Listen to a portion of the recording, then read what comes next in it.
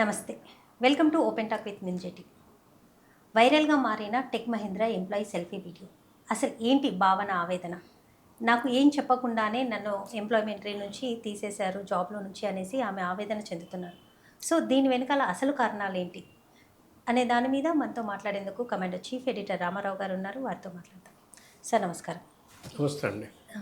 Sir, అసలు నాకు ఏమీ ఇన్ఫర్మేషన్ లేకుండానే జాబ్లో నుంచి తీసేశారు అని సెల్ఫీ వీడియో రిలీజ్ చేసింది భావన.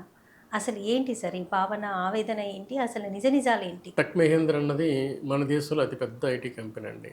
అంటే మన ఆర్గనైజేషన్ భారతీయులు నిర్వహిస్తున్న అతిపెద్ద కంపెనీ. ఒకప్పుడు అది సత్యం ఇన్ఫోటెక్ అనుకుంటా.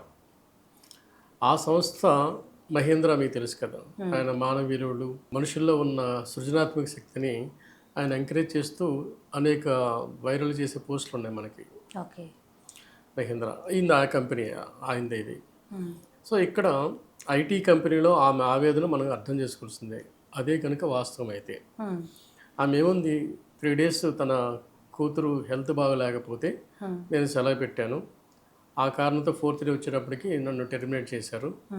వాష్రూమ్కి వెళ్తున్నప్పుడు కూడా పర్మిషన్ తీసుకోవాలి అని మాట్లాడుతున్నారు. సో అంత క్రిటికల్ ఐటీ కంపెనీలో ఉంటుందని మనమైతే ఊహించాం. కానీ 3 days రాకపోతే టెర్మినేట్ చేయడం అనేది ఊహించవచ్చు.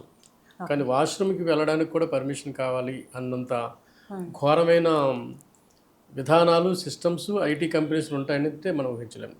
కానీ ఈ మధ్య కాలంలో జరుగుతున్న అనేక పోకడలు చూస్తుంటే ఇది కూడా నిజమేమో అనిపిస్తుంది. మీరు గుర్తుందో లేదు, ఇంకొక ఐటీ కంపెనీలో కొంతమంది ఎంప్లాయీస్ మరికొంతమంది ఎంప్లాయీస్ మీద మత మార్పిడి మీద ఒత్తిడి చేశారు. అది పెద్ద వైరల్ అయింది, అరెస్ట్ల వరకు వెళ్ళింది.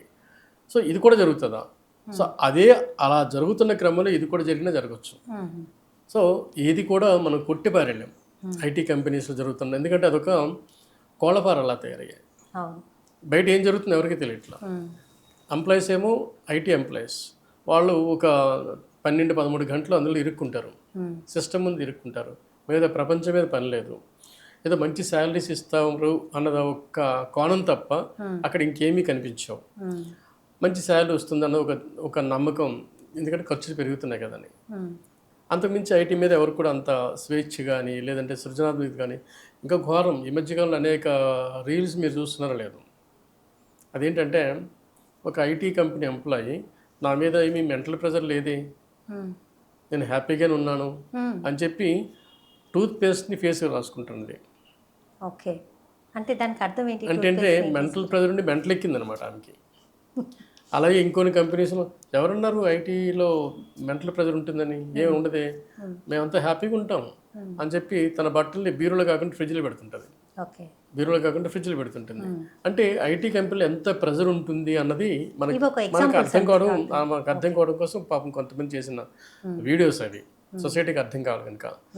ఇప్పుడు ఇది కూడా అలాగే తీసుకుందాం. ఈ మధ్య ఒక విచిత్రమైన, భయంకరమైన, ఒక బాధాకరమైన ఒక వార్త మన హైదరాబాద్లో జరిగింది. ఒక ఐటీ ఎంప్లాయీ, ఒక అమ్మాయి తను నగ్నంగా వెళ్ళి సూసైడ్ చేసుకుంది ఒక చెరువులో పడి. ఆమె కూడా ఐటీ ఎంప్లాయీని. సో అది సరే, దాని బ్యాక్ ఏముందో మనకి ఇంకా తెలియదు, మనకు అవసరం కూడా లేదు. ముందు వచ్చిన వార్తలు ఏంటంటే ఐటీలోనే ఆమె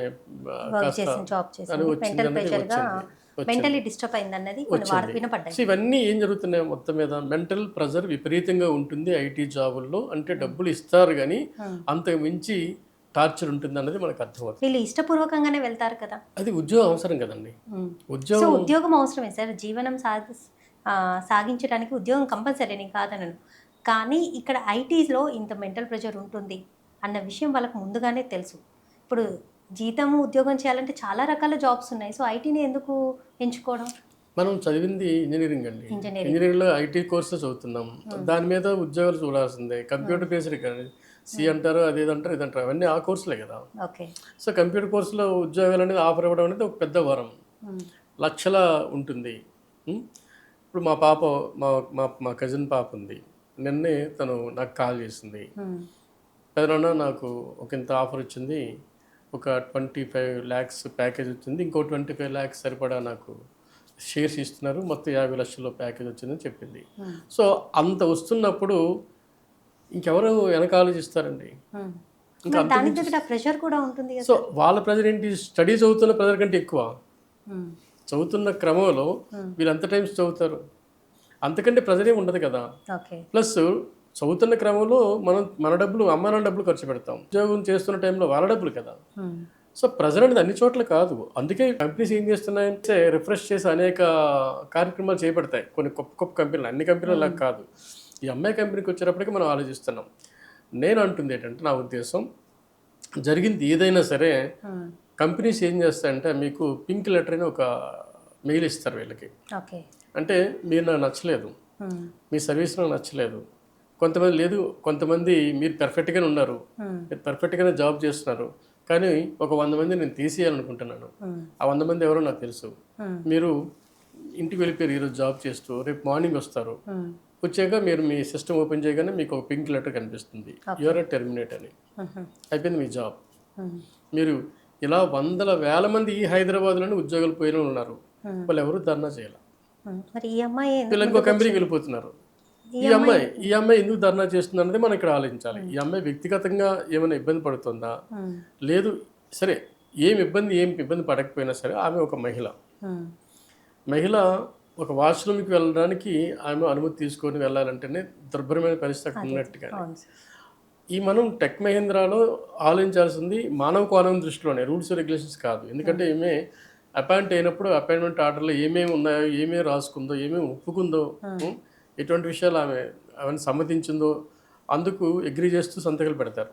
ఉమ్, సో దాన్ని మనం ఆ కంపెనీ క్వశ్చన్ చేయాలి, ఈమె కోర్టుకి వెళ్ళాలి. ఉమ్, అంతే. సరే ఇది వేరే విషయం. కానీ ఇక్కడ ఒక మహిళ మనం గౌరవించాలి. ఆమె అవసరాలు ఏముంటాయి. ఉమ్, సో వాష్రూమ్కి వెళ్ళలేనంత ఇబ్బంది పరిస్థితులు ఎందుకు ఆ కంపెనీ క్రియేట్ చేసింది. ఉమ్, 3 రోజులు రాకపోతే టెర్మినేట్ చేసేస్తారా, అది కూడా రాలేని పరిస్థితి ఏంటి, చెప్పకుండా రాలేదు కదా, చెప్పి రాకడం మానేసింది కదా. ఉమ్, ఇవన్నీ ఒక మానవ కోణం గురించే మనం ఆలోచించాలండి. ఐటీలో మనకున్న రైట్స్, వాళ్ళకి ఉద్యోగం రైట్స్ ఏంటి, ఉమ్, వాళ్ళు ఎంతవరకు ఉద్యోగం పోతే ఫైట్ చేయాలి అనేది అది లీగల్ ఎక్స్పెక్ట్. అది ఉమ్, మనం ఇక్కడ ఆలోచించాల్సింది అమ్మాయి మానవ కోణమే. ఉమ్, అంత క్రూరంగా పోతే, ఒక ఉద్యోగం పోతే రేపు జాయిన్ అయ్యే వాళ్ళ గురించి ఏం ఆలోచిస్తారు, ఆ సంస్థలో పనిచేసే ఉద్యోగులు వాళ్ళ మానసిక ఆలోచనలు ఎలాగుంటాయి, ఉమ్. ఆ కంపెనీ ఎంత డెడికేట్గా పనిచేస్తారు, ఇది ఆ కంపెనీ ఆలోచించాలి. సరే, అంటే ఈ అమ్మాయి కూడా ఈ రకంగా ధర్నా చేయడం ఒక 2-3 డేస్ నుంచి మనం చూస్తున్నాం. కానీ ఇప్పటి వరకు మేనేజ్మెంట్ ఎలాంటి ఆన్సర్ కూడా చేయలేదు. ఎక్కడ వాళ్ళు మాట్లాడుతున్నట్టు కూడా మనకు కనిపించలేదు. అంటే దీని వెనకాల ఈ అమ్మాయి ఏదైనా స్వలాభం కొరము అలా చేస్తుందంటారా కంపెనీ మీద మాట్లాడేందుకు? అలా అనుకోలేమండి, అసలు ఎంత మాత్రం కాదు. ఓకే. మనం ఆలోచించాల్సిందంటే ఈ అమ్మాయికి మిగతా ఎంప్లాయీస్ సపోర్ట్ ఎందుకు రావట్లేదు కూడా ఆలోచించాలి కదా. ఆ, వాళ్ళు రావాలి కదా, తోటి మహిళలు రావాలి కదా, రావాలి. వాళ్ళకి అదే వాష్రూమ్ ప్రాబ్లం ఉంటుంది కదా, ఉంటుంది. మరి వాళ్ళు ఎందుకు బయటికి రావట్లేదు. ఉమ్, అట్లీస్ట్ పోనీ సోషల్ మీడియాలో వాళ్ళకి ఏమైనా సపోర్ట్ చేశారా, లేదా మిగతా కంపెనీలో పనిచేసిన అమ్మాయిలకి అట్లీస్ట్ ఆమెకు సపోర్ట్ చేస్తున్నారా, ఆ కోణం ఎక్కడ మిస్ అవుతున్నా ఆ అమ్మాయి. సో అమ్మాయిల్లో ఇంకొకటి ఇన్ కేసు ఇప్పటికీ సింగిల్గానే ఫైట్ చేస్తుంది. సింగిల్గానే ఫైట్ చేస్తుంది. ఆమెకి ఏ రకమైన సపోర్ట్ ఉంది, మీడియా సపోర్ట్ ఉంది కానీ అంత ఇంతో, మిగతా ఏ సపోర్ట్ ఆమెకు వస్తుంది అది మనకు తెలియదు. ఇంటర్నల్గా పోలీస్ కంప్లైంట్ వెళ్ళింది, పోలీసులు దాన్ని విచారిస్తారు, విచారించిన కోణంలో ఏం బయటపడుతుందో తెలియదు. మనం డిస్కస్ చేయాల్సిన మెయిన్ పాయింట్, ఒక మహిళని ఇంతగా హింసించే పరిస్థితులు ఒక కంపెనీలో ఉంటే ఆ కంపెనీకే మంచిది కాదు. అంటే ఇక్కడ మానవత దృక్పథంని ఆలోచించాలి. మానవ విలువలు, మానవత దృక్పథం, మానవ కోణమే ఆలోచించాలి. ఏమండి, అంతే ఇక్కడ కదా. కంపెనీ ఎంప్లాయ్ అన్నది కాదు, కంపెనీ ఎంప్లాయ్ అనేది కాదు ఇక్కడ. కంపెనీ ఎంప్లాయ్ ఎందుకంటే కంపెనీ ఎట్టి పరిస్థితుల్లో అన్ని రకాలు రాసేసుకుని ఉంటుంది అగ్రిమెంట్లో, తనకు తీసే రైట్ కూడా ఉంటుంది ఐటీ కంపెనీస్. దట్టు అమ్మాయి జాయిన్ అయ్యి కూడా ఒక 5 months అలా అవుతుంది అని అంటున్నారు. సో అది అందుకని మనం ఆలోచించాల్సిన అమ్మాయికి జరిగిన అన్యాయం గురించి ఆలోచించాలి. ఆమెకి తను సపోర్ట్ కోసం మిగతా ఎంప్లాయీస్ ఎందుకు రావట్లేదు అనేది మనకు ఆలోచించాలి. అందులో ఏమీ కుట్ర ఉండదు. మనం ఈ అమ్మాయి బదనాం చేస్తుంది ఒక సంస్థని, ఆ సంస్థ క్రెడిబిలిటీ కొంత దెబ్బతింటుంది. దానివైపు ఆ కంపెనీ ఈ అమ్మాయి గురించి ఎందుకు ఆలోచించట్లేదు. ఇప్పుడు ఈ అమ్మాయి కేసు ఫైల్ చేసిందా సార్? పోలీస్ కంప్లైంట్ చేస్తేనే పోలీసులు వచ్చినట్టుగా మనకు వార్తలు వచ్చాయి. ఓకే. అది పోలీసులు మాత్రం ఒక సంస్థ మీద ఏం చేయగలరండి. అండ్ ఇంకోటి ఆ విచారణలోనే తెలియాలి మనకు వాస్తవాలు. తెలియాలి.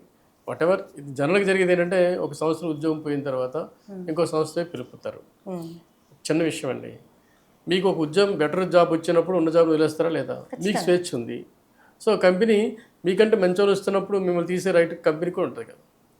కానీ అది నోటీస్ పీరియడ్ అనేది ఒకటి సో ఉంటుంది. నోటీస్ పీరియడ్ అదే మనకు తెలియదు. ఆ అగ్రిమెంట్ ఏంటి మనకు తెలియదు. ఆ నోటీస్ agreement పీరియడ్ ఏం base జరిగిందో చేసుకొని మనకు ఉంటుందంటారు. మనకు తెలియదు.